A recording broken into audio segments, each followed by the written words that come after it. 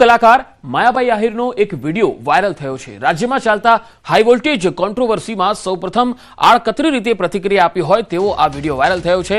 Viral વિડિયોની news 18 Gujarati પુષ્ટિ કરતું નથી। તો તેમણે આ વિડિયોની અંદર એવું કહ્યું છે કે હું નથી કહેતો, કૃષ્ણએ ગીતામાં કહ્યું છે જે થઈ રહ્યું છે એ સારું જ થઈ રહ્યું છે અને હવે જે થવાનું છે એ પણ સારું જ થવાનું છે।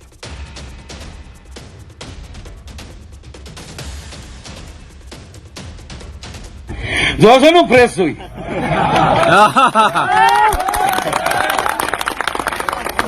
કારણ કે હું ગીતાને માનું છું, ભગવાનને માનું છું। જે અર્જુન જે થઈ રહ્યું છે એ બરાબર થઈ રહ્યું છે અને જે થયું એ પણ બરાબર થયું છે અને જે થશે એ પણ બરાબર। બસ આ દ્વારકાધીશ કહે હું નહીં। રાજ્યમાં કાતિલ ઠંડીથી આંશિક રાહત। ઠંડીને લઈ હવામાન વિભાગે આગાહી કરી છે। કેટલાક વિસ્તારમાં 2 થી 3 ડિગ્રી તાપમાન વધ્યું। નલિયામાં 9.4 ડિગ્રી તાપમાન નોંધાયું। ભુજમાં 11 ડિગ્રી, ડીસામાં 14.6 ડિગ્રી તાપમાન નોંધાયું। પોરબંદરમાં 12 ડિગ્રી, કંડલામાં 12.7 ડિગ્રી તાપમાન થયું। અમરેલીમાં 12 ડિગ્રી તો અમદાવાદમાં 17.2 ડિગ્રી તાપમાન નોંધાયું છે। તો ગુજરાતમાં કાતિલ ઠંડીથી આંશિક રાહત મળી હોય તેવા અહેવાલ આવી રહ્યા છે। ઠંડીને લઈ હવામાન વિભાગે આગાહી કરી છે અને છેલ્લા 24 કલાકના જે આંકડા પણ આવ્યા છે એ પણ થોડા રાહત આપનારા છે। અમદાવાદનું તાપમાન 17.2 ડિગ્રી સેલ્સિયસ જોવા મળ્યું છે। અમરેલીમાં 12, જ્યારે વડોદરામાં 18 ડિગ્રી સેલ્સિયસ તાપમાન રહ્યું છે, એટલે કે તાપમાન વધ્યું છે। ઠંડીમાં આંશિક ઘટાડો થયો હોય એવું જણાઈ રહ્યું છે। તો હવે ભુજમાં તમે જુઓ 11 ડિગ્રી સેલ્સિયસ, ડીસામાં 14.6 અને દ્વારકામાં 14.2 ડિગ્રી સેલ્સિયસ તાપમાન જોવા મળ્યું છે। નલિયામાં 9.4 ડિગ્રી તાપમાન, પોરબંદરમાં 12 અને કંડલામાં 12.7 ડિગ્રી તાપમાન રહ્યું છે। વડોદરાના વાતાવરણમાં પલટો આવ્યો છે। વહેલી સવારે ગાઢ ધુમ્મસની ચાદર છવાઈ ગઈ છે અને આ ધુમ્મસને કારણે વિઝિબિલિટી પણ ઘટી ગઈ હતી। ઠંડીમાં સામાન્ય રીતે ઘટાડો અનુભવાયો છે। આ તસવીરો તમે જોઈ શકો છો વડોદરા શહેરમાં, જ્યાં વિઝિબિલિટી ઓછી થઈ ગઈ છે। ધુમ્મસનું વાતાવરણ છે। વડોદરા શહેરમાં વહેલી સવારે ગાઢ ધુમ્મસની ચાદર છવાઈ ગયેલી જોઈ શકાય છે અને વિઝિબિલિટી ઘટવાના કારણે વાહન ચાલકોને પણ થોડી તકલીફનો સામનો કરવો પડ્યો અને વાતાવરણમાં વડોદરામાં અચાનક પલટો જોવા મળ્યો।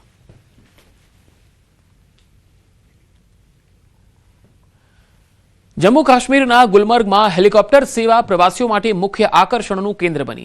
ગુલમર્ગના ટુરિસ્ટ ડેસ્ટિનેશન જેમ કે સનશાઇન પીક, આફ્રોત સહિત અન્ય સ્થળો અને ખાસ કરી હિમવર્ષાનો નજારો જોવા માટે હેલિકોપ્ટર પ્રવાસીઓને આકર્ષે છે। મોટી સંખ્યામાં પ્રવાસીઓ હેલિકોપ્ટર સર્વિસ દ્વારા બરફથી ઢંકાયેલા પહાડો અને સુંદર ઘાટીઓનો નજારો માણી રહ્યા છે। પ્રવાસીઓએ હેલિકોપ્ટર રાઇડ અંગે કહ્યું કે ગુલમર્ગમાં આ સેવાની મજા માણવી જોઈએ। न्यूज़ 18 में आपका इस्तकबाल। मैं हूं मुनीर हुसैन हुर्रा। जैसा कि आप जानते हैं गुलमर्ग में जो हेलीकॉप्टर राइड है और काफ़ी फेमस हो रही है और बड़ी तादाद में टूरिस्ट जो है वो यहाँ पे आ रहे हैं और इसकी राइड कर रहे हैं। और मेरे साथ यहाँ पे बहुत सारे टूरिस्ट्स हैं, इन्होंने राइड किया है। इनसे बातचीत करते हैं। जी आप कहाँ से हैं सर? मैं नोएडा से हूँ और मेरी मिसेस है बताएं, आप अपनी एक्सपीरियंस बताएं जो आपने राइड। जमीन से काफ़ी हमने देखा था, लेकिन एक अजब ही नज़ारा था अगर आप हेलीकॉप्टर राइड करते हैं। और मैं सबको बोलता हूँ please don't miss this opportunity. आप हेलीकॉप्टर राइड करें और इस नज़ारा इन ब्यूटीफुल वादियों को देखें एंड इट्स रियली ऑसम। हम पिछले 5 घंटे से इस राइड की वेट कर रहे थे because since morning, but due to bad weather we were just waiting. We have not gone anywhere else. We were just waiting over here just to have a ride. बहुत सुंदर experience है, बहुत सुंदर जगह है। हमने बहुत मज़ा किया गुलमर्ग में।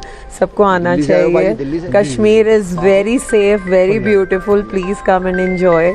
It is heaven on earth. Mountains, snow थी, ट्रीज बहुत सारे देखे मैंने। मतलब बहुत अच्छा था। 10 on 10 का एक्सपीरियंस में। जो हेलीकॉप्टर राइड में बैठकर जो ये नज़ारा देख रहे हैं कुदरत का, वो अलग ही है और उसका कोई सानी नहीं है। और इन्होंने रिकमेंड किया है कि सभी टूरिस्ट आए, वो जो गुलमर्ग आए ज़रूर इसकी सवारी करें और कुदरत के खूबसूरत नज़ारे देखें। न्यूज़ 18 जम्मू कश्मीर के लिए मैं गुलमर्ग से मुनीर हुसैन हुर्रा।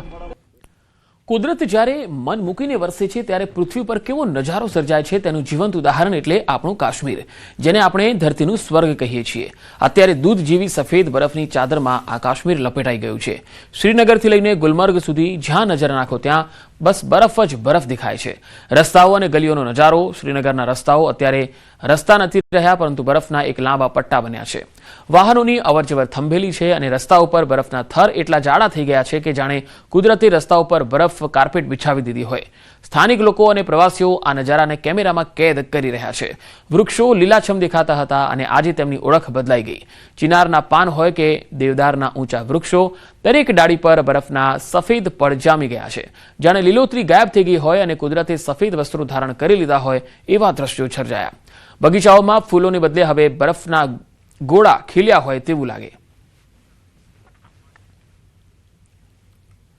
શ્રીનગરમાં ઠંડીનું મોજું ફરી વળ્યું છે. ઘાટીમાં લઘુત્તમ તાપમાન 0 થી ઘણા ડિગ્રી નીચે સુધી ગળી ગયું છે. બીજી તરફ સતત બરફવર્ષા પણ થઈ રહી છે. અધિકારીઓના જણાવ્યા પ્રમાણે રવિવારે શ્રીનગરમાં શિયાળાની સૌથી ઠંડી રાત નોંધાઈ હતી.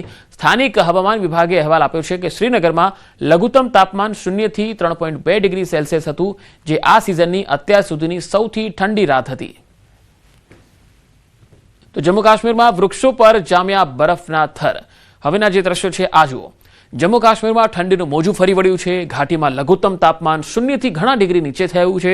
જ્યાં જુઓ ત્યાં બરફ જ બરફ થીજેલો જોવા મળે છે. નદી નાળા થીજી ગયા છે તો વૃક્ષો પર બરફના થર જામ્યા છે. અનંતનાગ જિલ્લામાં કેટલાક દિવસોથી હિમવર્ષા થઈ રહી છે. કેટલાક વિસ્તારોમાં રસ્તા પર બરફના થર જામ્યા છે, જેના કારણે વાહન ચાલકોને હાલાકીનો સામનો કરવો પડ્યો. બીજી તરફ હિમવર્ષા થતાં મોટી સંખ્યામાં સહેલાણીઓ પણ ઉમટ્યા છે. અનંતનાગમાં પ્રવાસીઓએ બરફવર્ષાનો આનંદ માણ્યો. તો ઉત્તરકાશી જિલ્લાના ઊંચા પહાડી વિસ્તારોમાં તાજી હિમવર્ષાથી પ્રવાસીઓમાં ખુશીનો માહોલ છે. કેદારકાંઠા, હરકીદૂન, સાંકરી અને યમુના ખીણ પ્રદેશના આસપાસના ઊંચાઈવાળા વિસ્તારોમાં પ્રવાસીઓનો ટ્રાફિક ઝડપથી વધી રહ્યો છે. દેશના વિવિધ ભાગોમાંથી આવતા પ્રવાસીઓ બરફથી ઢંકાયેલી ખીણો અને પર્વતોની કુદરતી સુંદરતાનો આનંદ માણતા જોવા મળ્યા. પ્રવાસીઓનું કહેવું છે કે અત્યાર સુધી તેમણે ફક્ત થીજી ગયેલો બરફ જોયો, પરંતુ પહેલીવાર કુદરતી બરફ નજીકથી જોયો એ સ્વર્ગ જેવું લાગ્યું. ઘણા પ્રવાસી પરિવારો બરફમાં રમતા, ફોટા અને વિડીયો લેતા પણ જોવા મળ્યા. પર્વતની શાંત ખીણોમાં સમય વિતાવતા જોવા મળ્યા. આ હિમવર્ષા સ્થાનિક હોટલો, હોમસ્ટે અને પ્રવાસન વ્યવસાય સાથે સંકળાયેલા લોકો માટે વરદાન સમાન છે. લાંબા સમય સુધી પ્રવાસન મંદીના સમય પછી હવે વ્યવસાયમાં તેજી આવવાની અપેક્ષા છે. महाराष्ट्र पुलिस में काम करता हूँ. ये मेरा जिंदगी का पहला ऐसा पहाड़ी इलाके में या फिर बर्फ वाली इलाके में पहला टूर है मेरा. और इतना कभी सोच के नहीं आए थे. सोचा था कि बर्फ है क्या नहीं है वो भी नहीं सोचा था, लेकिन जैसे आया वैसे हमारे ऊपर कृपा होगी. आसमान से कुछ बर्फ गिर गए और हमारे मौज होगी. आज तक हम लोग ने जिंदगी में सिर्फ फ्रिज का बर्फ देखा, ज्यादा तो बर्फ गोले वाला बर्फ देखा. ये तो जिंदगी में पहली बार दिख रहा है बर्फ. मजे आ गए. मेरा नाम संजय विठल नरवनकर है और मैं वसई महाराष्ट्र से हूँ.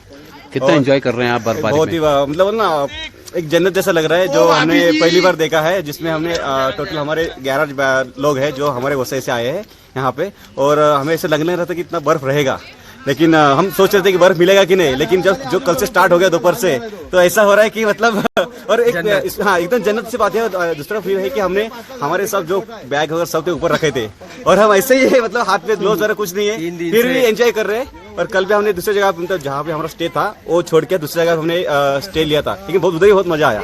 तो एंजॉय आप कर रहे हैं. मेरा नाम है उद्धम, मैं मुंबई से हूँ, टाटा कैंसर हॉस्पिटल में काम करता हूँ और गिरिपुत्र के ग्रुप के साथ हम आए हैं यहाँ. तो बहुत अच्छा लग रहा है. हमें लग नहीं रहा था कि इतना अच्छा मौसम होगा. हर जगह बर्फ ही बर्फ है, पूरी व्हाइट चादर सब जगह फैली हुई है. कितने खुश हैं आप? इतने खुश है कि ना बोलते हैं जन्नत का द्वार जो है अभी हम इधर ही दिख रहा है. हमें बहुत मतलब जता नहीं सकते, बता नहीं सकते, इतना हम खुश है. ઉત્તરાખંડના ચક્રાતામાં ભારે હિમવર્ષાથી જનજીવન ખોરવાયું છે. હિમવર્ષાને કારણે ચક્રાતા અને તેની આસપાસના અનેક રસ્તાઓ બંધ થયા છે, જ્યારે વીજળીના થાંભલા અને ટ્રાન્સફોર્મરને નુકસાન થવાના કારણે વીજ પુરવઠો ખોરવાયો છે. ચક્રાતાથી ટ્યુનીને જોડતો રસ્તો સંપૂર્ણપણે બંધ છે, જેના કારણે 100થી વધુ પ્રવાસીઓ ફસાયા. 3 દિવસથી ફસાયેલ હોવા છતાં વહીવટીતંત્રએ કોઈ સહાય પૂરી ન પાડી હોવાનો પ્રવાસીઓનો દાવો છે. તંત્ર પાસે મુસાફરોએ મદદની માંગ કરી છે. વહીવટીતંત્રનું કહેવું છે કે ટ્રાફિક ક્લિયર કરવા જેસીબી અને સ્નો કટર રસ્તા પરથી બરફ સાફ કરી રહ્યા છે.